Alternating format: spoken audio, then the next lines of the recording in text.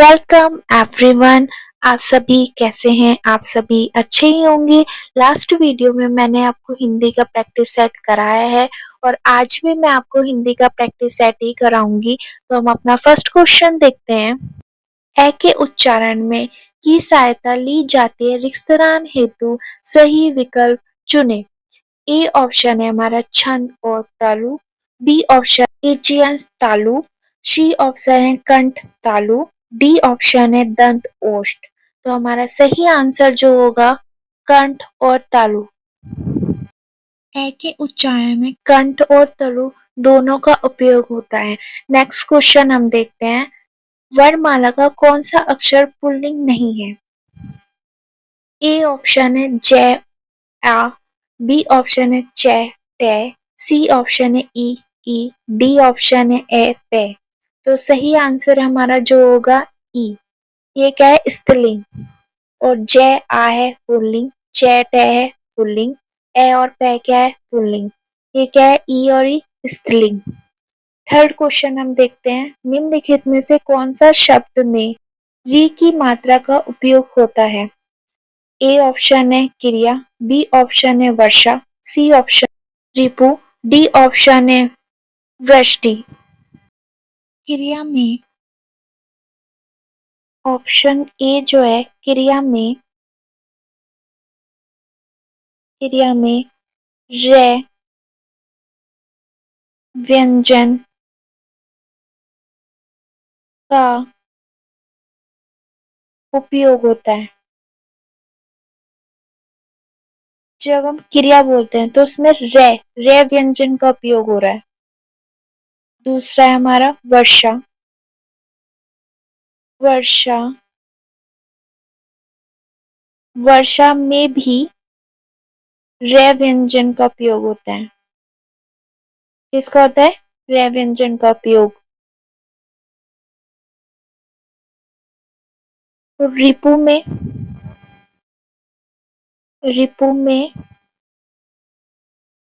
रे व्यंजन व्यंजन के साथ ई की मात्रा का उपयोग होता है। मात्रा का उपयोग होता है। और वृष्टि में री मात्रा का उपयोग हो रहा है। तो इसका सही आंसर क्या हो गया? वृष्टि। नेक्स्ट क्वेश्चन हम देखते हैं। फोर्थ क्वेश्चन देते हैं। हिंदी शब्दकोश में श का क्रम किस वर्ण के बाद आता है? ए ऑप्शन है कै। तो इसका सही आंसर जो होगा हमारा कै, क्योंकि हिंदी शब्दकोश में श का क्रम ए वर्ण के बाद आता है। किसके? ए वर्ण के बाद बाद आता है है क्योंकि श्रेय एक क्या है? संयुक्त व्यंजन। क्या है? संयुक्त व्यंजन। संयुक्त व्यंजन है जो जो रे और श के मेल से बनता है। शब्दकोश में शब्दकोश में श से शुरू होने वाले शब्द किसमें आते हैं? कै खंड में। किसमें आते हैं? कै खंड में ही पाए जाते हैं। तो इसका आंसर क्या होगा? कै। नेक्स्ट क्वेश्चन हम देखते हैं। प वर्ग का उच्चारण स्थान क्या है? प, जब हम प का उच्चारण कर रहे हैं तो प क्या हो रहा है? ओष्ठ, हमारे होठ मिल रहे हैं प। जब प का हम उच्चारण कर रहे हैं तो सही आंसर क्या होगा इसका? ओष्ठीय। आंसर क्या है इसका? ओष्ठीय। नाष्टीय में हम किस वर्गों का उच्चारण करते हैं? नाष्टीय किन वर्गों का उच्चारण करते हैं? ड, र, न, न, में। और मूर्धन्य में? मूर्धन्य में ट, ठ, ड, ध, है ना। और तालु में किसका उपयोग करते हैं? च, छ, ज, झ, न। नेक्स्ट क्वेश्चन हम देखते हैं। काक पद का उपयोग कब होता है? ए है बार बार एक ही बात के लिए। बी ऑप्शन है छूटे हुए अंश के लिए। सी ऑप्शन है वाक्य के बीच विराम लेने पर। डी है शोक प्रकट करने पर। तो इसका आंसर होगा बी, छूटे हुए अंश के लिए। का शब्द का उपयोग तब करते हैं जब लिखते समय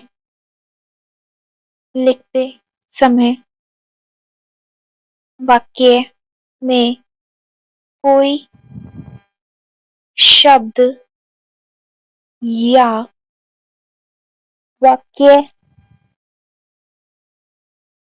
छूट जाता है तो छूटे हुए स्थान पर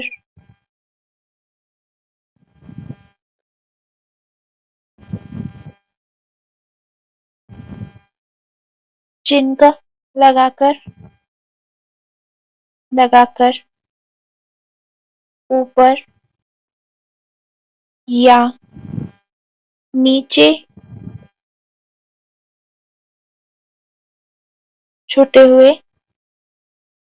अंशों को लिख दिया जाता है। नेक्स्ट क्वेश्चन हम देखते हैं। निम्न में इनमें से किस चिन्ह का अर्थ है आधा रुकना? ए ऑप्शन है इस चिन्ह को क्या बोलते हैं हम? अल्प विराम। कौन सा चिन्ह है ये? अल्प विराम। बी ऑप्शन में कौन सा चिन्ह है? आधा रुकना, या इसको बोलते हैं अर्ध विराम। क्या बोलते हैं इसको? अर्ध विराम। सी है पूर्व विराम। क्या बोलते हैं इस चिन्ह को? पूर्व विराम। डी को बोलते हैं आश्चर्य चिन्ह। क्या बोलते हैं? आश्चर्य चिन्ह।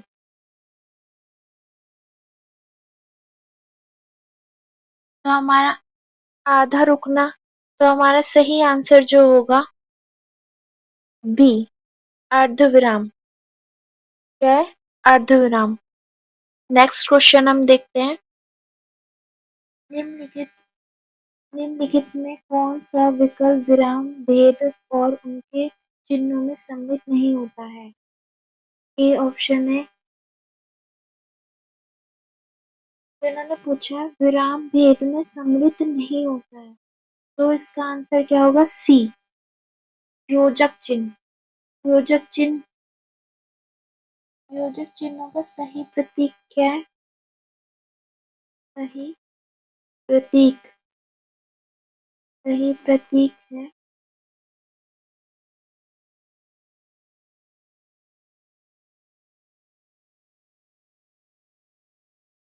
आंसर क्या होगा? योजक चिन्ह।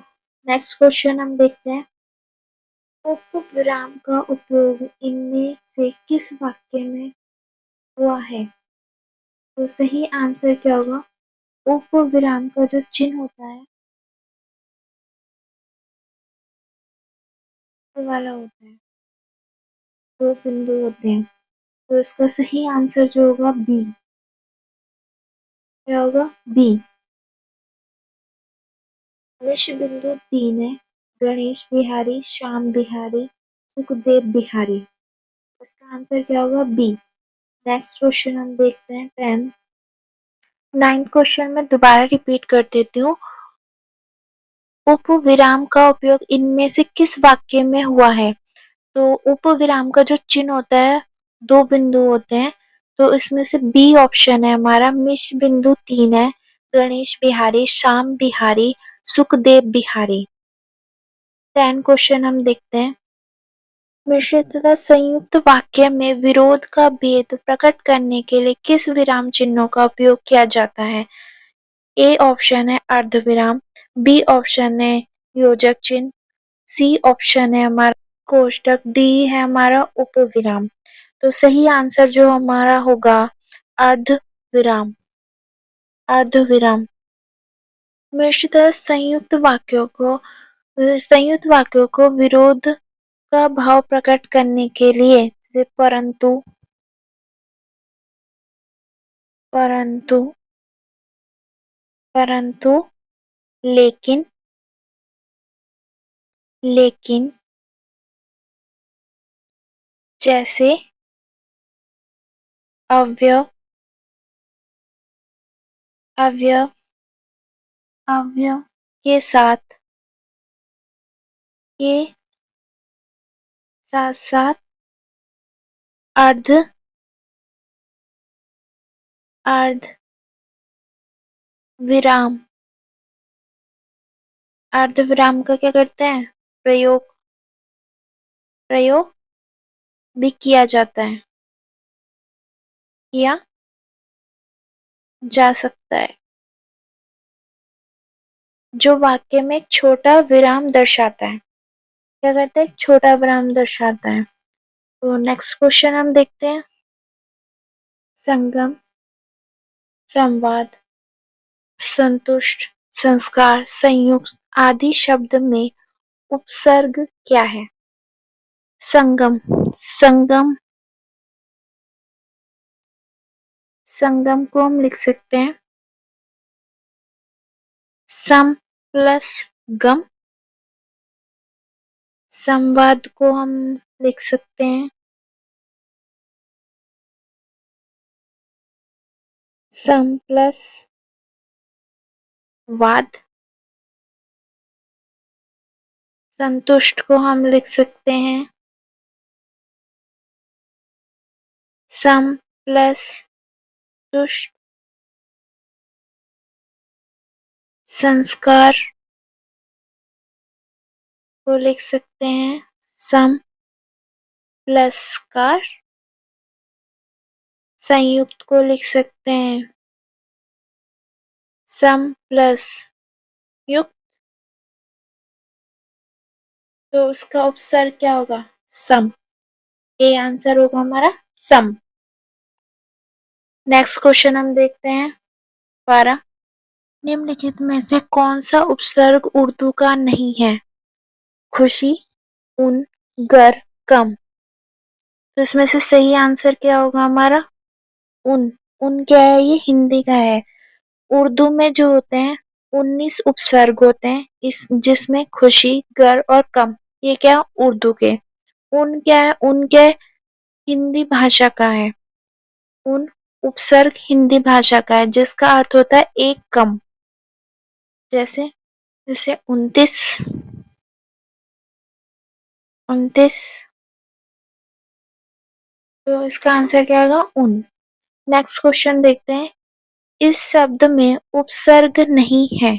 कौन सा उपसर्ग नहीं है? इसका आंसर होगा विरासत। उपसर्ग वह शब्दांश होते हैं जो किसी शब्द के आरंभ में जुड़कर उनके अर्थों में परिवर्तन या विशेषता लाते हैं। वो क्या वो क्या कहला सकते हैं? उपसर्ग। जैसे व्यापार, व्यापार, व्यापार में क्या है? दो उपसर्ग है। जैसे वी प्लस आ प्लस पार। दूसरा है विकल। विकल में क्या है? दो उपसर्ग है। एक उपसर्ग है वी, वी प्लस कल, विशक। दूसरा क्या है? विशक। और इसमें उपसर्ग क्या है? वी प्लस ईशक, ईशक। तो और किसमें उपसर्ग नहीं है? इन दोनों में क्या है? उपसर्ग है। और एक में उपसर्ग कौन सा नहीं है? तो सी, सी में क्या है? उपसर्ग नहीं है। विरासत में क्या है? उपसर्ग नहीं है। नेक्स्ट क्वेश्चन हम देखते हैं। इनमें से उर्दू का उपसर्ग कौन सा है? उर्दू का कौन सा उपसर्ग है? तो इसमें आंसर क्या होगा? ए, अल। अल क्या होता है? अरबी का एक उपसर्ग है। अल क्या है? एक अरबी उपसर्ग है, उपसर्ग है। भर, अन, उप, ये क्या है? हिंदी के उपसर्ग है। भर का भर पेट। अन का क्या हो सकता है? अनपढ़। उप का क्या हो सकता है? उप क्या है? एक संस्कृत का उपसर्ग है। उपकार या उपमंत्री। क्या है? हिंदी, हिंदी का उपसर्ग है, उपसर्ग है। इसे हम लिख सकते हैं भर पेट। और अन, अन भी क्या है? अन क्या है? हिंदी का उपसर्ग। और इसको हम लिख सकते हैं अनपढ़, अनपढ़। और उप क्या है? संस्कृत का उपसर्ग है। इसका क्या है? उपसर्ग, उपसर्ग है। और इसे हम लिख सकते हैं उपकार या उपमंत्री, उपमंत्री। है ना? तो हमारा क्वेश्चन क्या था? इनमें से उर्दू का उपसर्ग कौन सा है?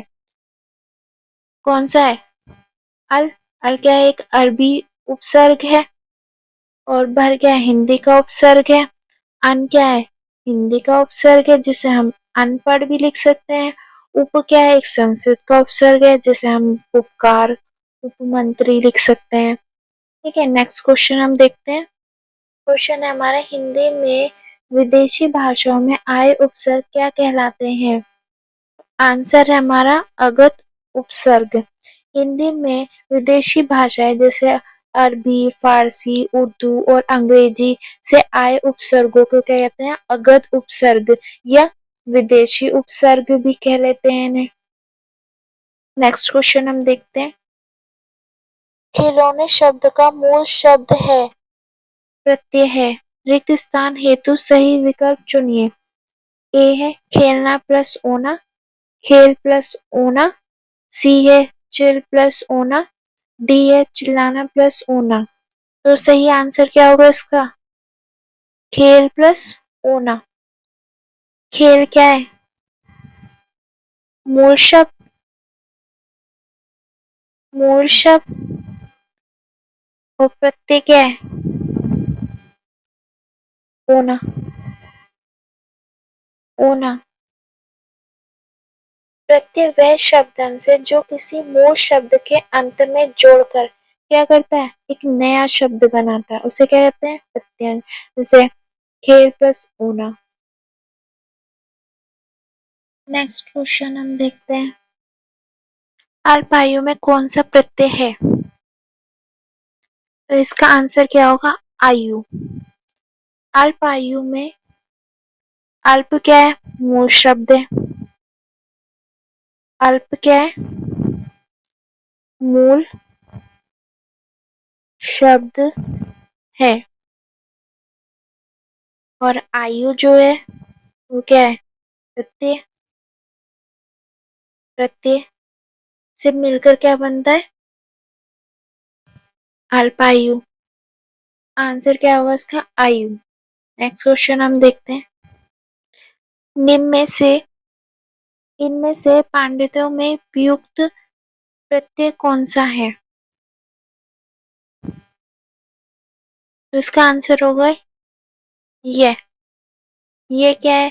पांडित्य शब्द में यह प्रत्यय का प्रयोग हो रहा है। किसका हो रहा है? प्रत्यय का प्रयोग। इसका आंसर क्या होगा? ये। नेक्स्ट क्वेश्चन हम देखते हैं। इनमें से लड़ाई में प्रयुक्त प्रत्यय कौन सा है? तो इसका सही आंसर क्या होगा? आई। क्या होगा? आई। आई। लड़ क्या होगा? लड़ क्या है? मूल। मूल शब्द। आई क्या है? प्रत्यय। आई क्या है? प्रत्यय। नेक्स्ट क्वेश्चन देखते हैं। इनमें से तंद्रालु में प्रत्यय कौन सा है? तो राइट आंसर क्या होगा इसका? आलू। राइट आंसर क्या होगा? आलू। तंद्रालु। तंद्रा इसमें क्या है? तंद्रा क्या है? मूल शब्द। मूल शब्द। मूल शब्द। और आलू क्या है? प्रत्यय। आलू क्या है? प्रत्यय। प्रत्यय। नेक्स्ट क्वेश्चन हम देखते हैं। इनमें से कौन सा विकल्प असंगत है? तो इसका आंसर जो आएगा हमारा हरी प्लस वाला ए। असंगत की पहचान कैसे करते हैं? क्योंकि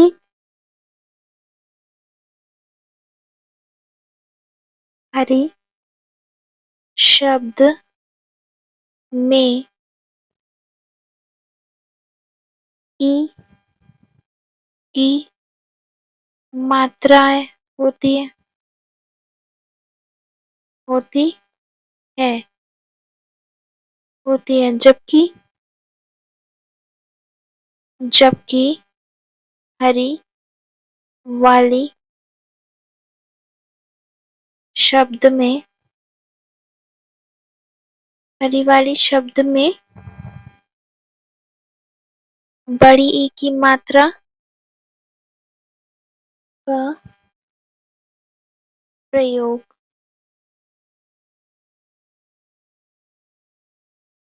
होता है। जो कि वर्तनी की दृष्टि से क्या है? दृष्टि से अशुद्ध। अशुद्ध है। और अन्य विकल्प संधि के नियम के अनुसार सही है। जैसे अभिप्रस। अभिप्रसयान क्या है? ये यंद संधि है। कौन सी? यंद संधि है। उपहर क्या है? ये उपसर्ग का उपयोग करता है। पत्थर प्लस ईला किसका उपयोग होता है? प्रत्यय का उपयोग करता है। तो नेक्स्ट क्वेश्चन हम देखते हैं। उद्घाटन का संधि विच्छेद है। तो इन चारों में से कौन सा राइट आंसर है हमारा? उत प्लस घाटन। बी। क्या आंसर है हमारा? उत प्लस घाटन। उत प्लस घाटन क्या है? ये एक व्यंजन संधि का उदाहरण है जिसमें प्रथम शब्द के अंत में क्या रहा है? त्रय व्यंजन है। त्रय व्यंजन है। और दूसरे के आरंभ में क्या आ रहा है? घ। घ व्यंजन है। क्या है? घ व्यंजन है जिसमें संधि होने पर तय का दै में परिवर्तन हो जाता है। क्या होता है? तय जो क्या होता है? ये वाला तय, तय क्या होता है? त्रय का त्रय में परिवर्तन, परिवर्तन हो जाता है। तो इसका आंसर क्या आएगा?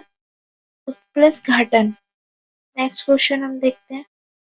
नीली का संधि विच्छेद इनमें से क्या है? इसका आंसर होगा नी प्लस ई। इसका आंसर है सी, नी, नी प्लस ई। नेक्स्ट क्वेश्चन देखते हैं। मात्रा ज्ञा का सही संधि विच्छेद कौन सा है? इन चारों में से कौन सा राइट आंसर है? मात्र प्लस आज्ञा, ए। इसका राइट आंसर क्या होगा? ए। इस शब्द में क्या है? यंद संधि है। यंद संधि में जब री के बाद क्या आ जाता है? भिन्न स्वर आता है, तो री बदल के क्या हो जाता है? री, री बदल के क्या हो जाता है? रे। बदल के क्या हो जाता है? रे। रे हो जाता है। यहाँ मात्र का री, री और आज्ञा, आज्ञा का आ मिलकर रा बनाते हैं, जिसमें जिससे मात्रा का शब्द बनता है। तो इसका आंसर क्या होगा? मात्र आज्ञा। नेक्स्ट क्वेश्चन देखते हैं। नैन अभिराम का सही संधि विच्छेद कौन सा है? तो इसका सही आंसर जो होगा हमारा बी, नैन प्लस अभिराम। नैन प्लस अभिराम। नैन का अर्थ होता है क्या? आंख। और अभिराम का होता है सुंदर या प्रिय दर्शन। नयन का अर्थ क्या होता है? का अर्थ आंख, आंख। और अभी राम का अर्थ होता है क्या होता है? सुंदर या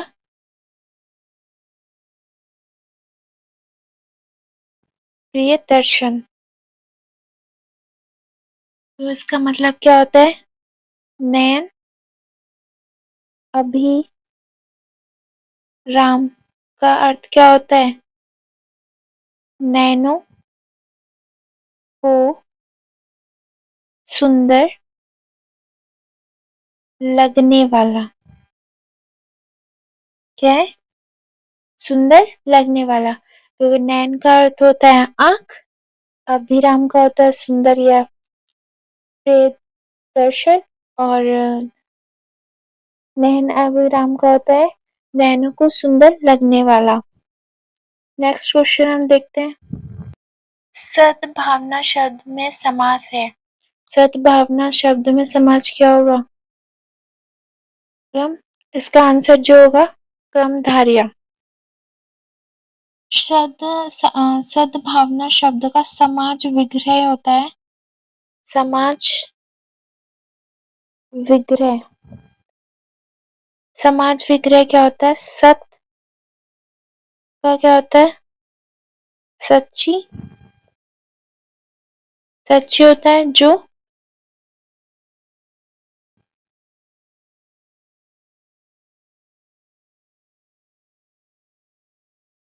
सद्भावना का शब्द में समाज है क्या है? क्रमधारी। इसका आंसर क्या होगा? क्रमधारी। और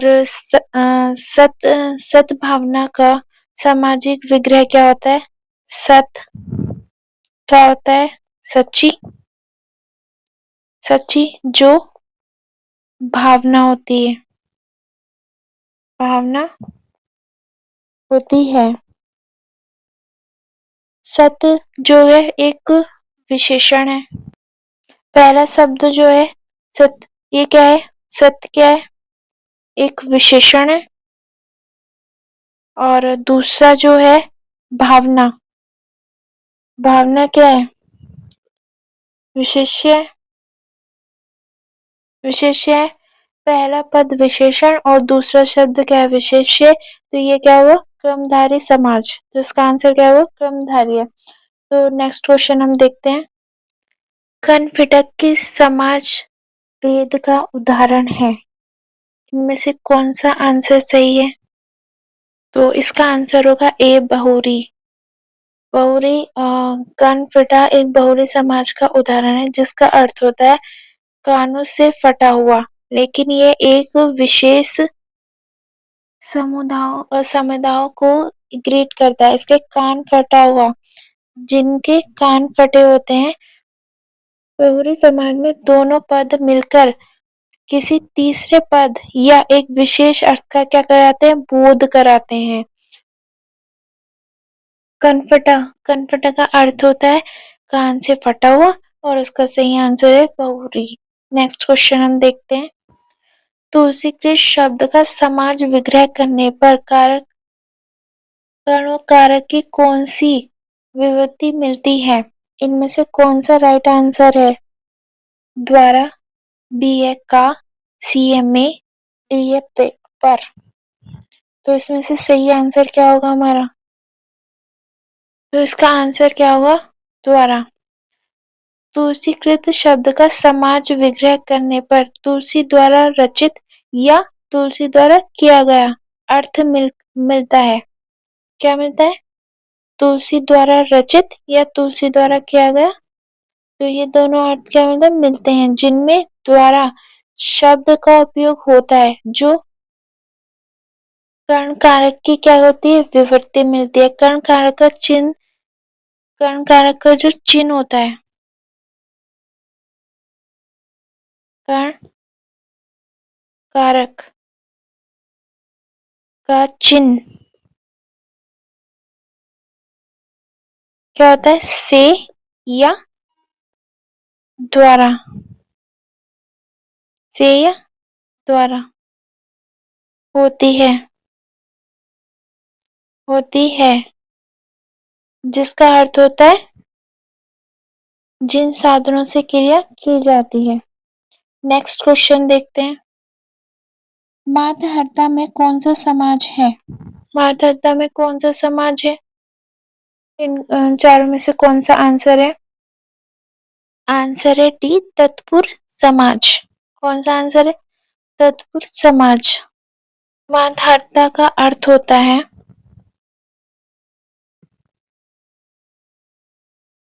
मातहर्ता का अर्थ माता का हनन करने वाला। क्या होता है? माता का हनन करने वाला या माता को मानने वाला, जिसमें समाज में उत्तर पुरुष क्या है? प्रधान है और पूर्व पुरुष क्या है? गौण होता है। यह तत्पुरुष समाज कहलाता है। यहाँ हनन जो है, हनन जो है वो है पद प्रधान है, और का विपत्ति का लुप्त होने के कारण ये तत्पुरुष समाज का एक उदाहरण है। तो क्या आएगा इसमें? तत्पुरुष समाज। नेक्स्ट क्वेश्चन देखते हैं। नेक्स्ट क्वेश्चन है हमारा, घास फूस में कौन सा समाज है? तो घास फूस में हमारा कौन सा समाज है? हमारा जो आंसर है वो द्वंद, ए, द्वंद समाज। घास फूस क्या है? समाज विग्रह, घास और फूस, तो दोनों पद क्या है? प्रधान है। तो और या जैसे संयुक्त शब्दों का लिपि है, तो ये कह रहा है द्वंद समाज। क्या होता है? द्वंद समाज। नेक्स्ट क्वेश्चन हम देखते हैं। प्रेरणार्थक मूल रूप क्रिया का प्रथम प्रेरणार्थक रूप क्या होगा? जागना मूल रूप क्रिया का प्रथम प्रेरणात्मक रूप क्या होगा? इसका आंसर क्या होगा? जगाना। आंसर क्या होगा इसका? जगाना। नेक्स्ट क्वेश्चन हम देखते हैं। जो क्रिया संज्ञा या स्वरनाम से बनती है उसे क्या कहते हैं? क्या कहते हैं उसे? नाम धातु। क्या बोलते हैं? नाम धातु। जो संज्ञा या स्वरनाम से मिलने वाली क्रिया को क्या बोलते हैं? नाम धातु। नेक्स्ट क्वेश्चन देखते हैं। मूल आक्रामक धातुओं के साथ प्रत्यय जोड़कर बनाई गई क्रिया कौन सी धातु कहलाती है? तो इसमें राइट आंसर क्या होगा हमारा? तो हमारा आंसर जो होगा सात्विक सकर्मक धातुएं। क्या है? सात्विक सकर्मक धातुएं। सकर्मक धातु मूल अकर्मक धातुओं के साथ प्रत्यय जोड़कर बनाई गई क्रिया को क्या बोलते हैं हम? सात्विक सकर्मक धातु कहलाते हैं। इन धातुओं को व्युत्पन्न सकर्मक धातु भी कहते हैं। Next question. क्रिया के संदर्भ में इनमें से कौन सा कथन सत्य है? तो इनमें से कौन सा आंसर है हमारा? उपयुक्त सभी। कौन सा आंसर है? उपयुक्त सभी। ये क्या है? हमें क्रिया के साथ क्रिया जोड़ने से जो संयुक्त क्रिया बनाते हैं उन्हें क्या कहते हैं? नाम बोधक क्रिया कहते हैं। बी क्या है? जब कर्म संज्ञा की तरह व्यवहार में आए तब वह क्या कहलाता है?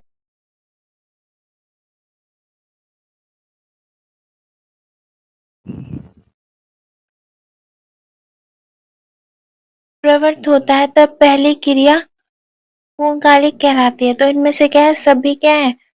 सभी आंसर है। नेक्स्ट क्वेश्चन हम देखते हैं। इनमें से कौन सा वाक्य अकर्मक क्रिया का उदाहरण नहीं है? कौन सा नहीं है? ए है सीता गाती है, बी है मोहन सोता है, सी है राम क्रिकेट खेलता है, डी है राम खेलता है। तो इसमें क्या है? सकर्मक क्रिया कौन सा उदाहरण नहीं है अकर्मक क्रिया का?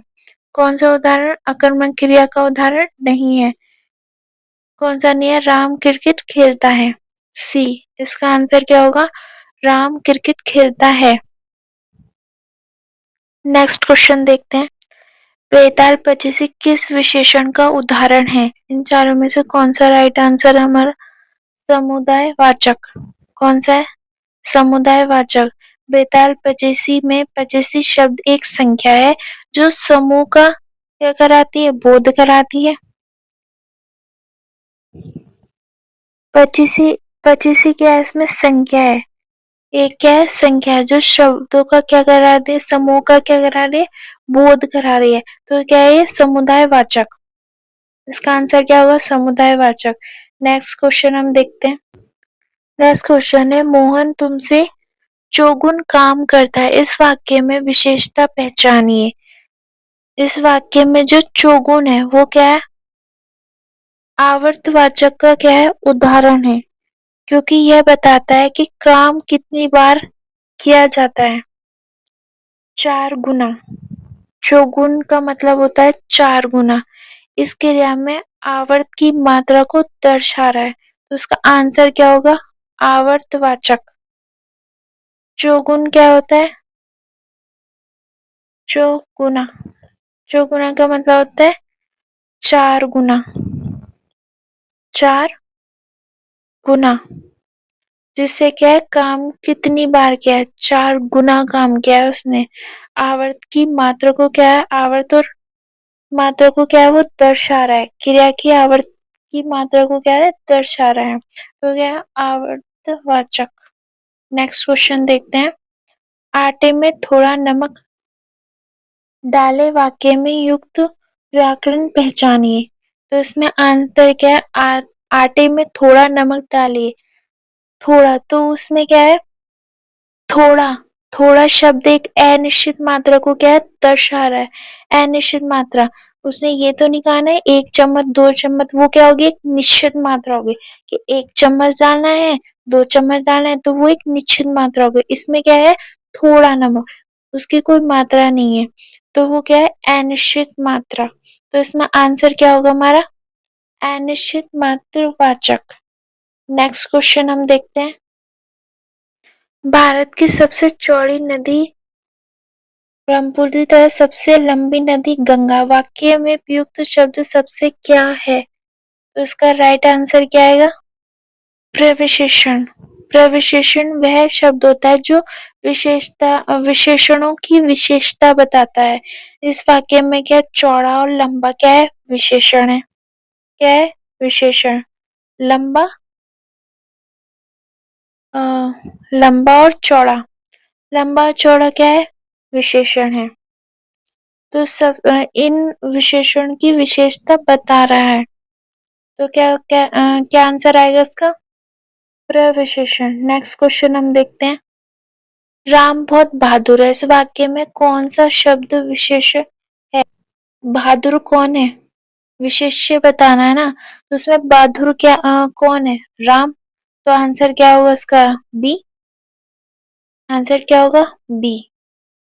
तो आज के क्वेश्चन समाप्त होते हैं और क्वेश्चंस की पीडीएफ आपको शिक्षा स्तंभ के टेलीग्राम पे मिल जाएगी। और वीडियो को पूरा लाइक कमेंट शेयर करना। और आपको वीडियो कैसी लगी मुझे कमेंट में आप लोग बताना। ओके, नेक्स्ट वीडियो में मिलते हैं।